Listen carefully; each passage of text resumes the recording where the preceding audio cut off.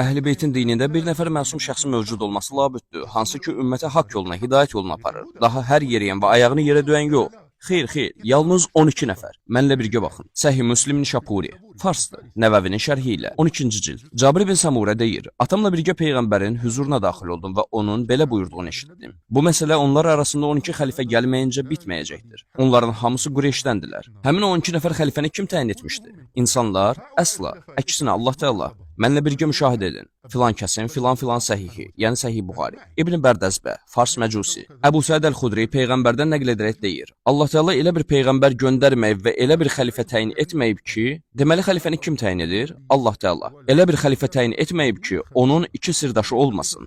Sirdaşlardan biri yaxşı əməlləri dəvət edir və onlara həvəsləndirir.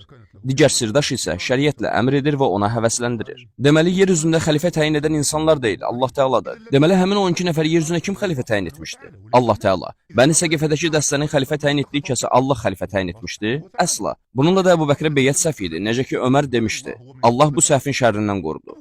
Mənlə birgə müşahidə edin. 6830-cu hədis. Hədis uzundur. Deməli, o deyir. Ömər deyir.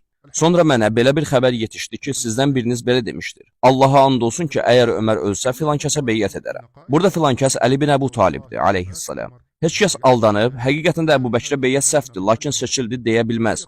Bilin ki, həqiqətən də bu belədir. Lakin Allah bu səhvin şərrindən qorudu. Deməli, Əbu Bəkrə beyyət səhv və şər əməlidir, necə ki, bunu Ömər demişdir.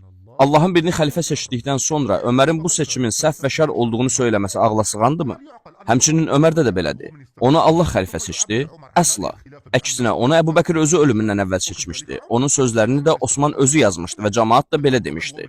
Daşürəkli Öməri bizə xəlifə seçdin, Rəbbinə qovuşduğunda Öməri bizə xəlifə seçdiyinə görə nə cavab verəcəksən? Deməli, cəmaat Ömərin xəlifə seçilməsinə etiraz etmişdir. Əgər Ömər Allahın xəlifə seçdiyi o 12 nəfərdən biri idisə, cəmaatın ona etiraz etməsi mümkündürmü? Həmçinin Osmanda da belədir. Osmanı kim xəlifə seçdi?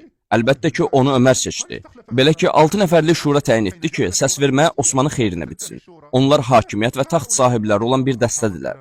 Onları nə Allah Rəsulu, nə də ki, Allah özü seçmişdi.